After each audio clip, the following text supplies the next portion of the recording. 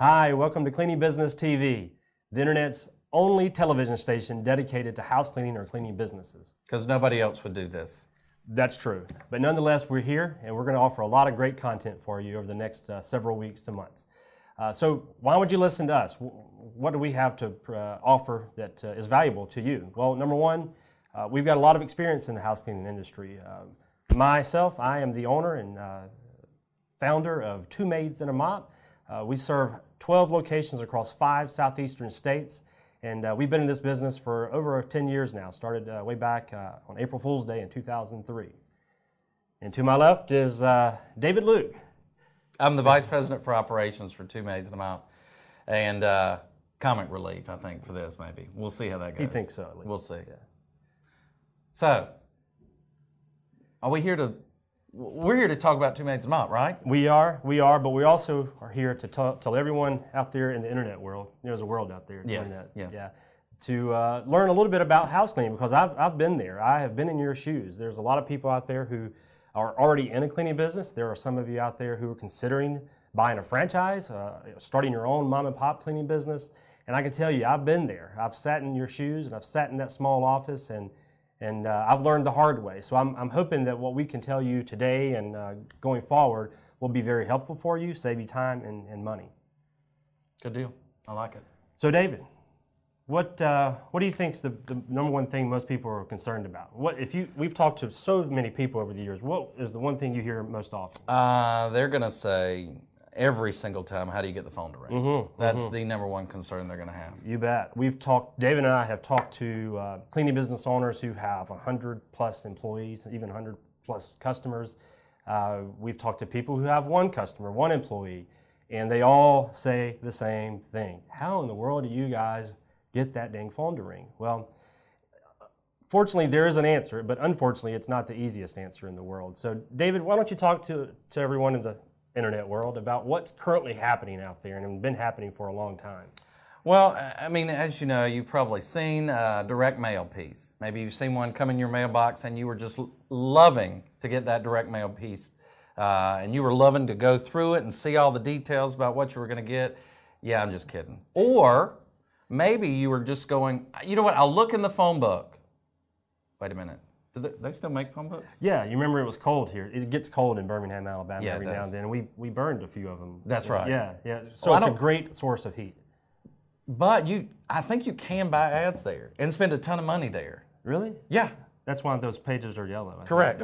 Anyway, there are a lot of old marketing tools that just don't work. From yellow pages to direct mails to you name it, there are a lot of different medias that do not work. But we have discovered one that does.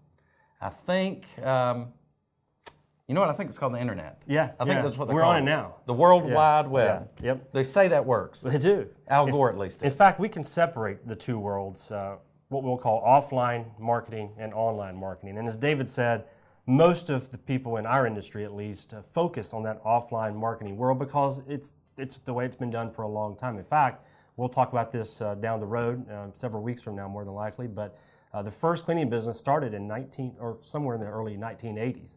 And believe it or not, that cleaning business was probably doing the same thing they were doing back in 1982. What? Yeah. However, we do things a little bit different. We do use the internet, and we focus our entire efforts on the internet. Now, that can mean a host of things. It can mean everything from how the heck do you get Google to know you exist to using social media initiatives like Facebook and Twitter. What? Yeah. What? Yeah. Facebook? Yeah. You know, people use that? The birds, they tweet, I think. Wow, yeah. Twitter? Gosh, that's weird. So there's other things too that we'll go in through, sort of an Amazon model of review solicitation. So why don't we just kind of start with some real basics. David, what's the first thing you would do if you were on the internet and searching for a maid service? Well, the first thing I'd do is go online. I'd go to Google and search maid service. Now, I actually want you to do that right now. Why should you listen to us? Why should you listen to these two guys going to sit up here from Two Maids to Mop, talk to you about this? We're good looking. Well, there's that. Okay. Sure, there's that. But I want you to go right now to click in maid service Nashville, maid service Birmingham, maid service Atlanta, any of the markets that we're in currently, and I want you to look and see where we're located. And you're going to find really a surprising feat that we're at the top of every search engine that we're at. And one thing that we do really well is dominate that market. Now, how do we do that? If you're looking for a cleaning company, if I'm looking for a cleaning company, I'm going to go to the internet. I'm going to see who's first on that list. But the first thing really I'm going to click on is their reviews. That's the most interesting thing I want to see, because we're in a trust industry. When you let somebody into your home, we understand it is a trust business. And you need to read the reviews, and I do. I read the reviews about books, about cars, about anything I'm going to buy on the internet. I go straight to the reviews. And that is where we dominate. Of course, you should see his car. What? I like my car. That's true. It's only got 200,000 miles. I love it. So there's a lot going on here. We've used the last few minutes to kind of give you a broad overview, but that's not going to give you everything you need to know. There's a lot of details, a lot of homework, a lot of work you're going to need to be doing on your end. But what I think is important is for us to at least back up and talk about what the basic definitions of some of the things we talked about are. So let's start with the basic. How do you rank inside Google, Bing, Yahoo, and other search engines? Well, that's called search engine optimization. You may or may not know this as SEO. It sounds extremely complex, and the honest truth is it is. It's not a fine science that can be mastered in 5 minutes. It's the easiest way to think of it is Google itself, Yahoo, Bing, all these big search engines are just one big directory. So they really need to figure out how to get other people to be in their directory. So typically they go to directories, they go to newspapers, they go to online journals, they go to blogs, they go to TV stations, you name it. Anything that has a website, they somehow scroll through in a very quick way to find people that may match Atlanta Maid Services or Birmingham cleaning companies, etc. So again, that's not going to give you the formula how to accomplish SEO in your market, but that is a great way to sort of get started so you can do your own research. We actually have the formula. We do. We know the formula. It's funny. We know the formula. So, well, I'm glad you brought that up.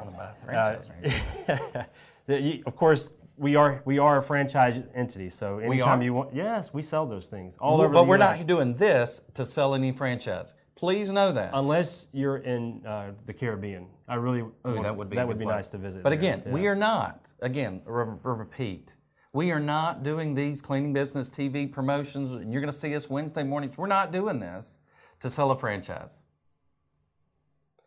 So what do you do? Where did we leave off, David?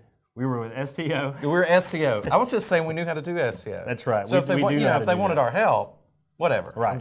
So again, SEO is going to be your first step. Second step, like David talked about, is social media. Now, that could mean simple things like just posting something on your Facebook page, because everybody and their mother has a Facebook page today, businesses included. So obviously, that's a great first step, just get a Facebook page out there. But it goes way beyond that. To have a proper social media platform, you've got to provide your users with content, and you've got to be engaging as a business. And every now and then, you got to look for ways to monetize the social media platform. You can't just leave it up and leave it sit for months at the time. You've got to interact with well, Facebook? My Facebook page has a picture of me, so that works. But typically, no. Sure. Yeah. So social media is everybody. My grandmother knows what social media. Hi, Grandma. She even knows what that is. But it's much more complex than, like I said earlier, just simply posting a message on Facebook or even Twitter now. So what do you do? Well, again, I hate to be silly, but you can call Two Maids and a Mop, and we can help you with that. But if you're going to do this on your own, the easiest thing for you to do is to start doing your own due diligence. Start reading, start understanding what social media means.